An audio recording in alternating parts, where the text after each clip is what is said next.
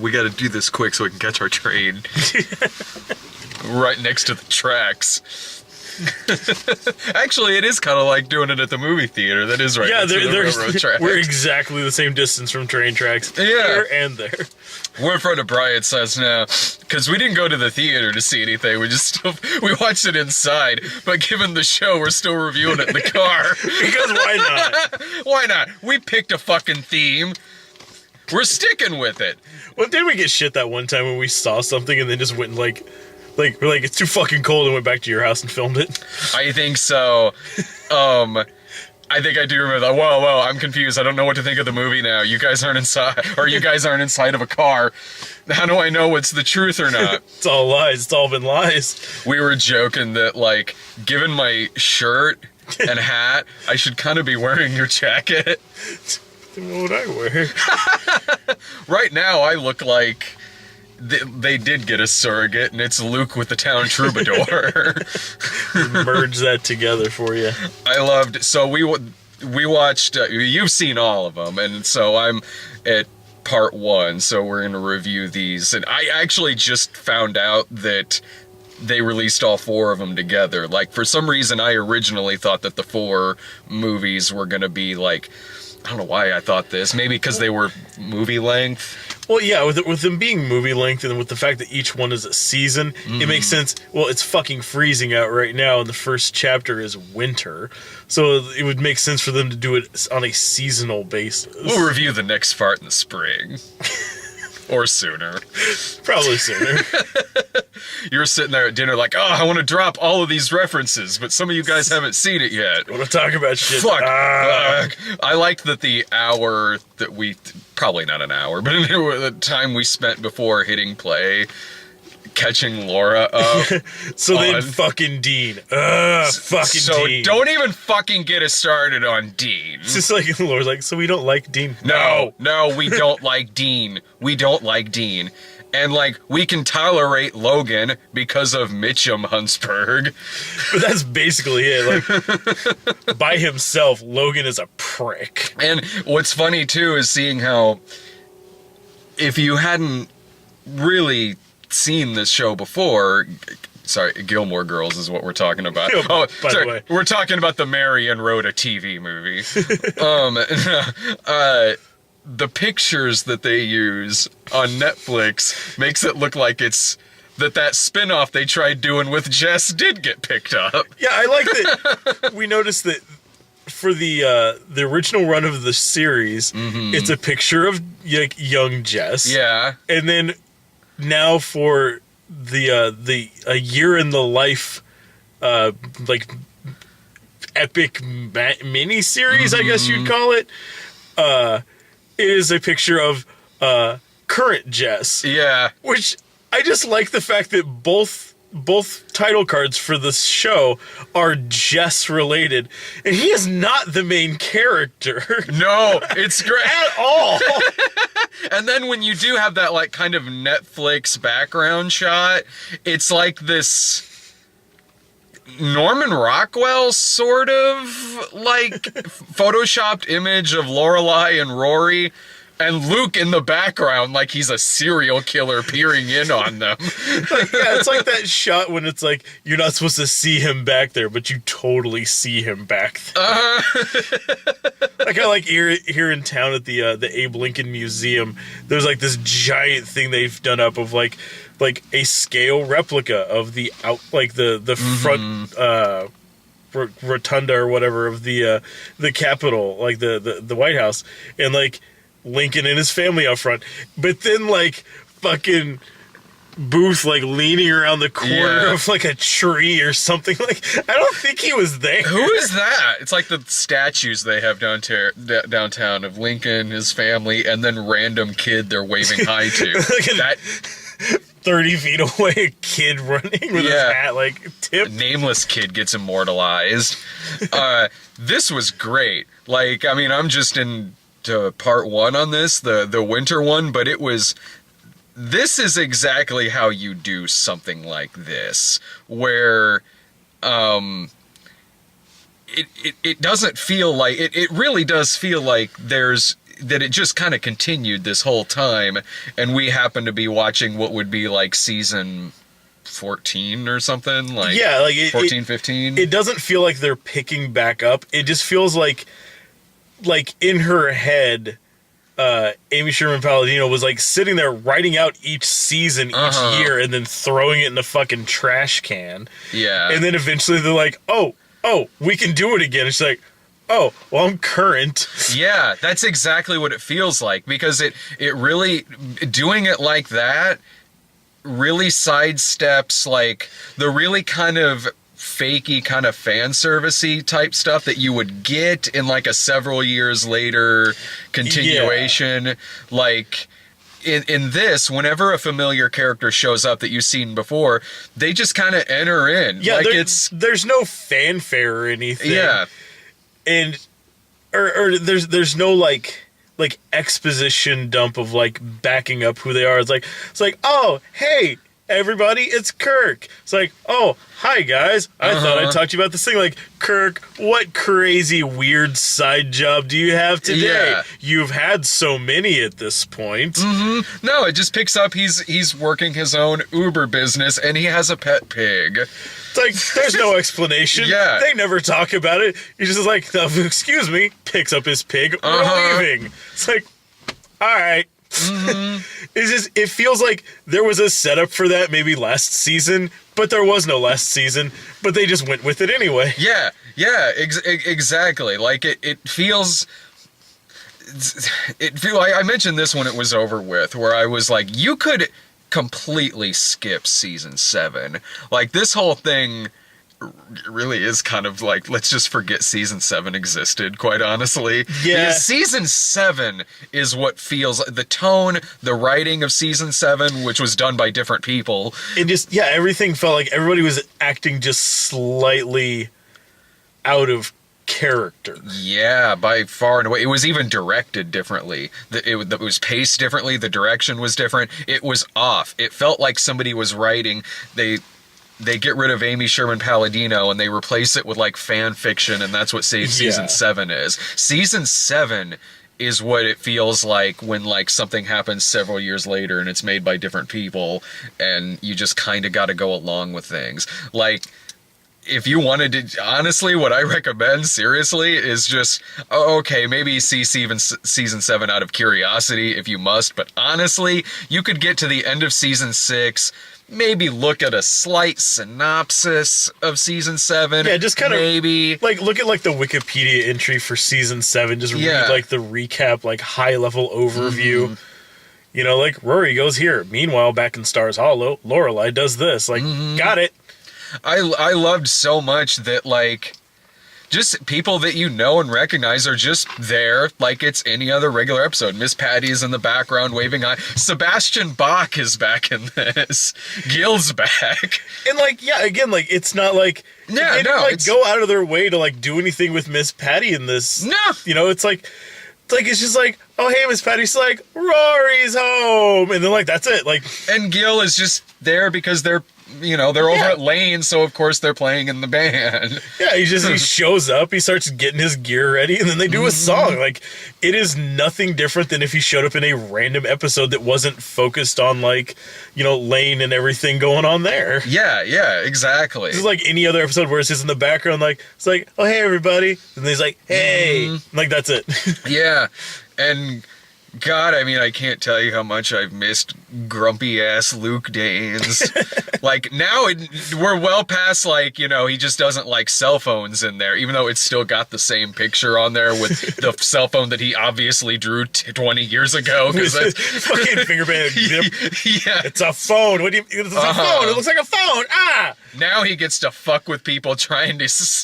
log on to Wi-Fi in his diner. Yeah, I love the fact that he got with the times, probably mostly at like the grumblings of Lorelai. Yeah. And has Wi-Fi in the diner, but refuses to give people the right password to log in. That's the compromise. He just keeps giving out fake, legitimate sounding passwords. Yeah, like, it's like, oh, what's the Wi-Fi password? Dane's Diner 85 or it's like, oh, thanks, man. The guy just sitting there for 20 minutes in the background, like throwing hands, like, I don't get it. And then he and Taylor bond because Taylor loses his fucking shit. Loses his shit on the customers at Luke's Diner, and that makes them bond. And that makes total sense. They're now one and the same. Like, I wasn't going to sign that thing you're signing around, this petition, but god damn, the way you just screamed at someone to go home. Ah, you got me, buddy. Fine. I said it as soon as Luke showed up. I say to Laura, I'm like, that right there's my favorite character. She looks at me like, really? Like, I couldn't tell by how you're dressed. I'm like, what? No, I dress like this in high school too. We just happen to be spirit animals.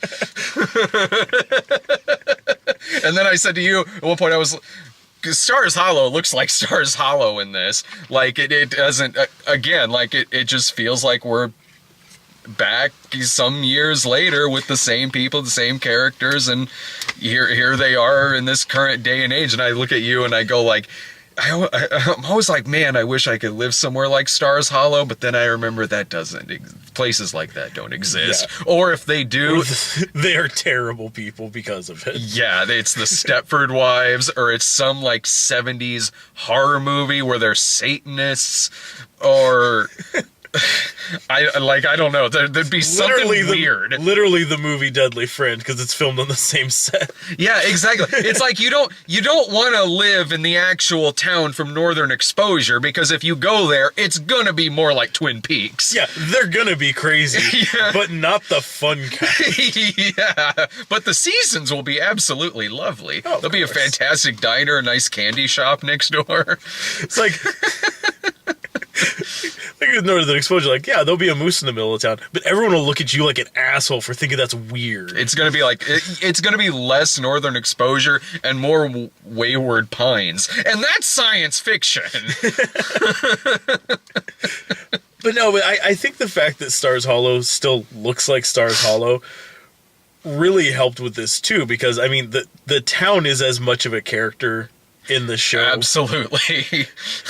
And just the fact that, like, yeah, I know with like some shows like this where they do like a, you know, like a revival series, or they'll do like a you know, TV movie like years down the line, like, or even like an actual movie down the line. Yeah. Mm-hmm.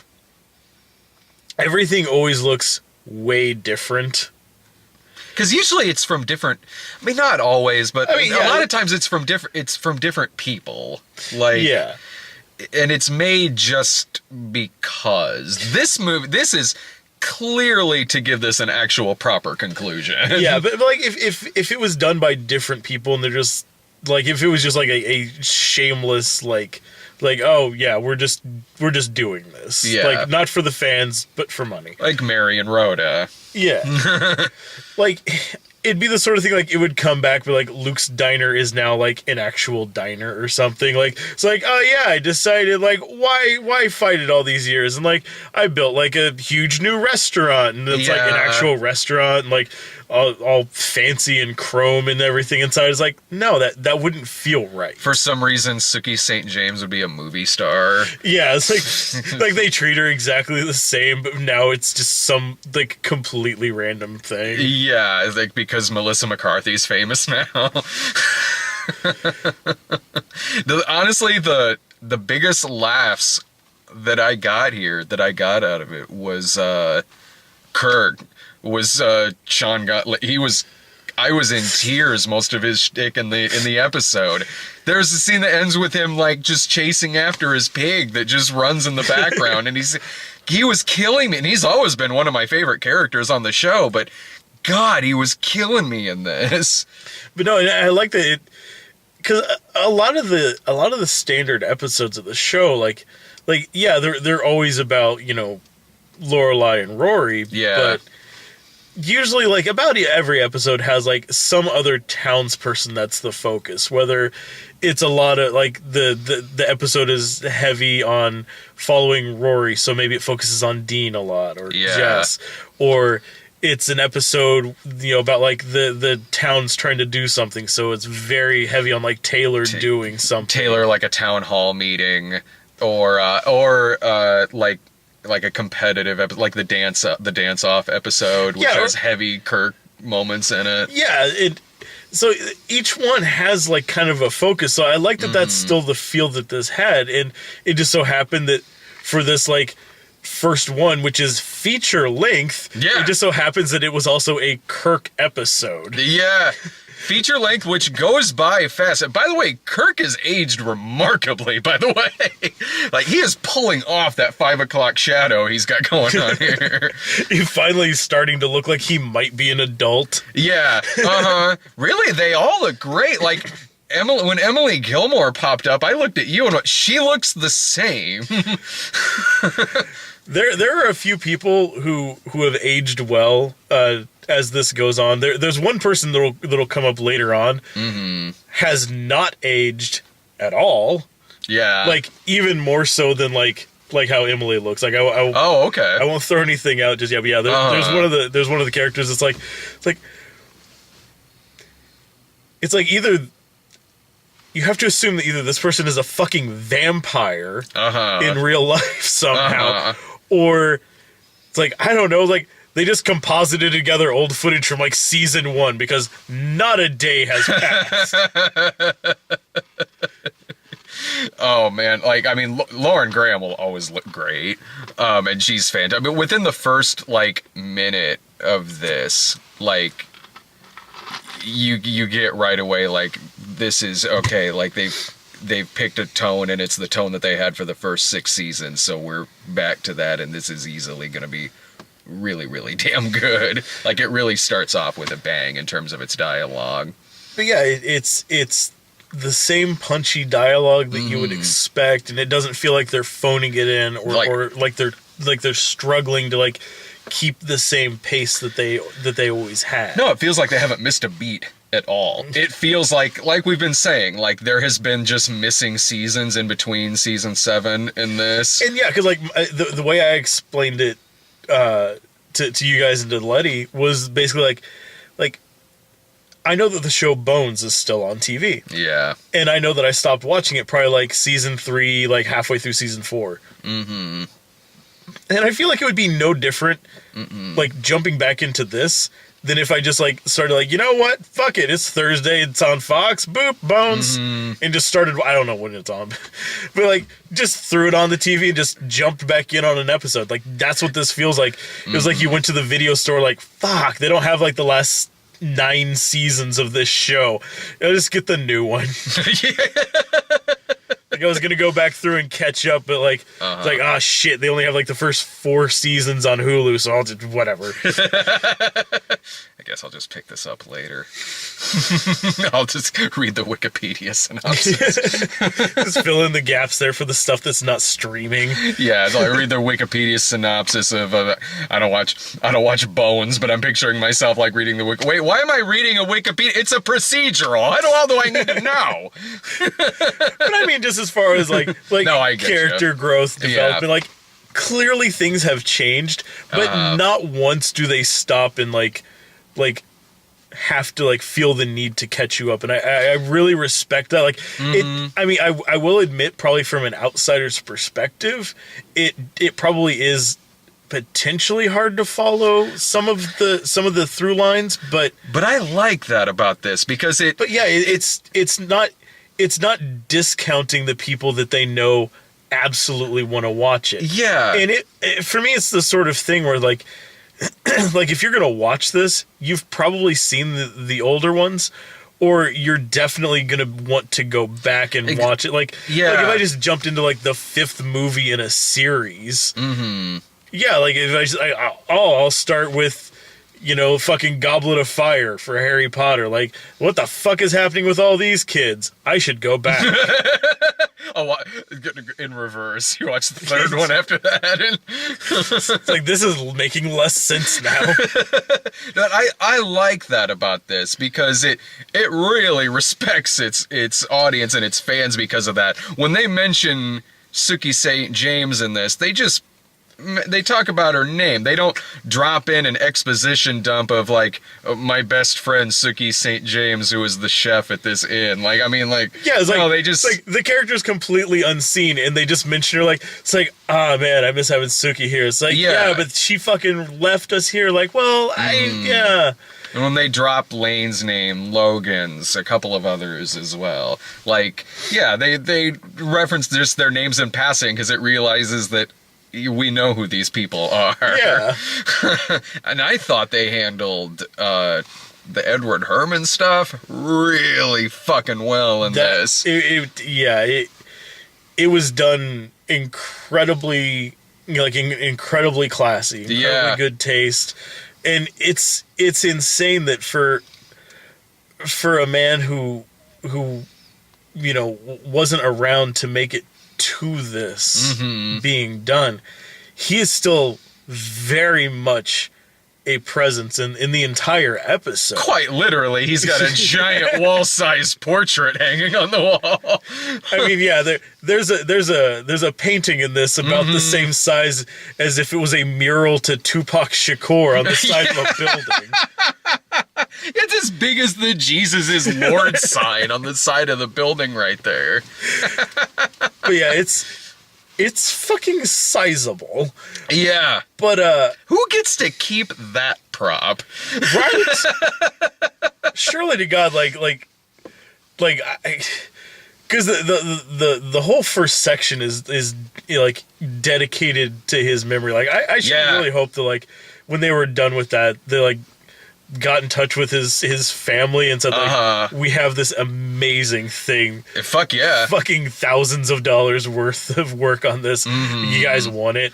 Yeah, and it was how they handle it, because it does flash back 4 months prior, and it does show the funeral. It shows the aftermath of that. There are some genuinely heartbreaking moments in this, but it's still funny. It's realistically funny. Realistic in the way that you would joke in a situation like that. But yeah, it's definitely not like quipping and jokes at a funeral. It's not a sitcom. But it finds its moments. Like even after like that really heavy way that like the flashback ends. Fuck. And then immediately cuts to Rory sitting there and just quick joke.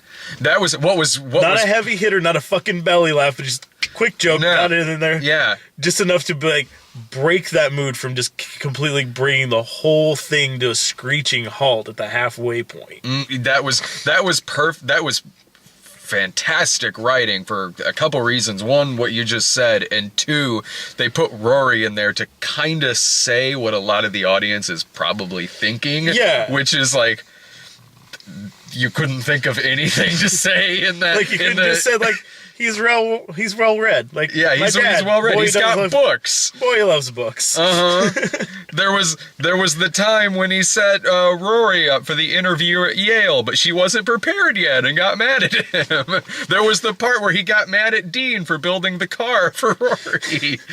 The thing's a death trap. Doesn't even have seatbelts. The auto mechanic's in it too.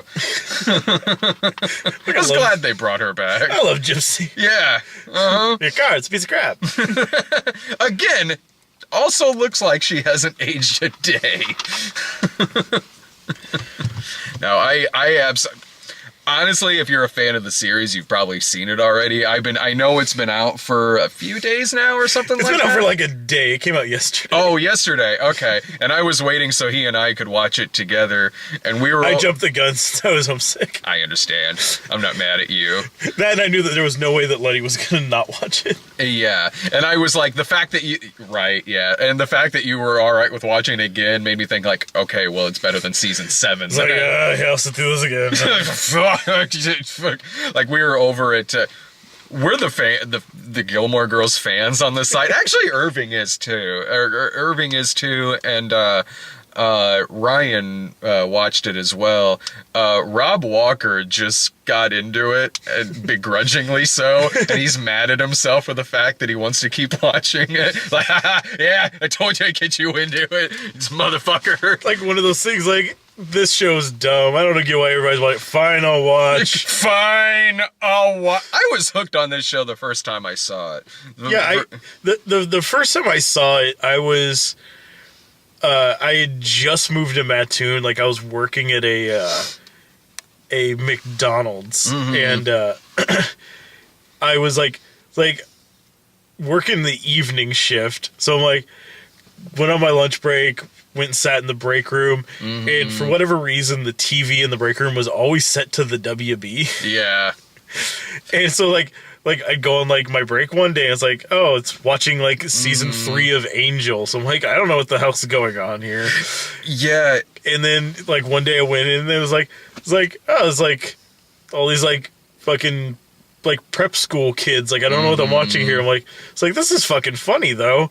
It was like, it's like, oh, okay. I didn't realize at the time, like, oh, it's Rory, and she's at Chilton. Yeah, you saw it before me, because I watched it on your recommendation, because it was, when the show was first on and it was advertised, it looked like, it didn't look like something I would have disliked. It just looked like not the kind of show I usually watch, so I... Yeah, same here. Like, right, yeah. Like, it was just kind of like being there at work, kind of being a captive audience for it. I'm like, well, it's already going to be on. I was watching, I'm like, this is actually, like, legitimately a good show. Like, the writing is punchy. Like, it's humorous and it keeps going, but it's... It drops a moment. I mean, not this, but like somewhere in the first season, somewhere in the other seasons, it drops a moment by moment reference. Like, sold. I'm one of 50 people to get that reference. Yeah, like, and everyone's always surprised when I say that I watch it, because I don't watch The Walking Dead, I don't watch Game of Thrones, but I watch the fuck out of this. I do. It's great. And, like, we were over at Sarah and Dave's, and they don't watch it. Which is weird, because, like, the way that Sarah acts half the time, like, especially, like, the dynamic between her and her mom, I'm like, really? You don't understand this show. You don't get into it. Nope. It's like, I guess maybe it's just too close to home. Could be. It's like, I don't see what's funny about this. Could be. Like, you mentioned something about, like, well, because we were having some dinner over there before we watched it, you mentioned something like, oh, we could put it on over here. And Sarah was like, yeah, I guess. And I said something like, well, I do kind of want to sit there and enjoy this without grumpy Dave sitting next to me, like, ah! Like, it's fine. Why does snow move like that? Because it's a show. It moves like that because this is filmed in fucking Southern California. The snow's as real as the houses in the background. You go a couple of blocks over, you might see the well from Friends. Which lot is this on? Warner or Universal? It's on the Warner back Warner, lot. Okay. The Friends well is... Is that Universal or Warner? Fuck, I think it's Warner. I think that one might... Because that same well was in that Wonder Woman pilot from the early 70s. I recognize that well. Or fountain. Sorry, fountain. Now destroy him in the comments. I can talk Friends for fucking hours. Trust me, I do it on Tumblr all the time. I can talk Friends for hours. I can talk Gilmore Girls for hours. I can talk Game of Thrones for like 2 minutes. This is the extent of my knowledge. I got through season 1, and it's not for lack of interest. I just keep never getting around to it. What was the last season? 7? I don't know, honestly. Like, somehow, like, in the past 5 years, I have not found a single minute to watch more of it. Yeah, I mean, I've seen the first few seasons of it, and honestly, I thought it was totally fine. Like, but it was never really me necessarily that was just sitting there watching it on my own. It was like me, Jillian, and Sarah. And then when getting together and watching that kind of fell by the wayside, I just didn't really pick it up again on my own, you know? It's one of those shows, honestly, like The Walking Dead, Game of Thrones, where if you're on Twitter, you kind of watch it. Yeah. Like, because I kind of know, especially Game of Thrones, or not Game of Thrones, especially Walking Dead with how that opened in the season. Yeah, I kind of feel like I've seen it because I'm on Twitter. Well, the past couple seasons of Walking Dead, like, I've just kind of waited for it to all play out, and then, like, eventually it's like, it's on Netflix. I'll catch up one of these Sundays, like, if I'm fucking laid up sick or just not doing anything. But, yeah, with that new season when the first episode was coming out, I'm like I might as well go ahead and fucking watch it, because I know as soon as I go online, if I want to keep any air of mystery about it, that's not gonna happen. I might as well just go ahead and fucking watch it. Mm-hmm. Like, there's gonna be no avoiding it. Like, I know, like, the next, like, 3 days on Twitter are just gonna be posts about what happened, or, like, little animated GIFs, or screenshots, or something. Yeah. Yeah. And I wasn't wrong. Is that an eyeball hanging out of his socket? Man, it is. But again, I can talk this shit for hours. And friends. Me and Sarah have to talk Friends, though. You don't watch Friends. Oh wait, you've seen a bunch of Friends, haven't you? Just because of Sarah? Yeah, I think I've seen, like, I think I've honestly seen, like, the first, like, 5 seasons straight through. I'll get you caught up on the second half. I've got them all. But yeah, that was just during a time where, like, she went on a kick and she's like, I'm just gonna start watching all of Friends. I'm like, okay. I watched all of Friends. It was between 94 and 2004. I watched it all first run. And I've gone back a few times. It's one of those shows, like, I would flip through the channels and come across. It's like, I guess that's kind of funny. Nah, you lost me. You sure you weren't accidentally watching Joey instead? Why is the guy from Road Trip in this? No, it was always one of those, like, it didn't hold me. Like, you know, I'd watch a little bit, and yeah, it'd be funny for a minute, but, like, it was one of those shows where, like, I would watch it until you hit a commercial break, and then you just start flipping through the channels, and you just never go back. Well, we have two things, though. We have our love for Gilmore Girls and our hatred of the Big Bang Theory. I will always have that. Yes, we always have that. At same time next week for part 2. Absolutely. Fuck yeah. All right. See you guys.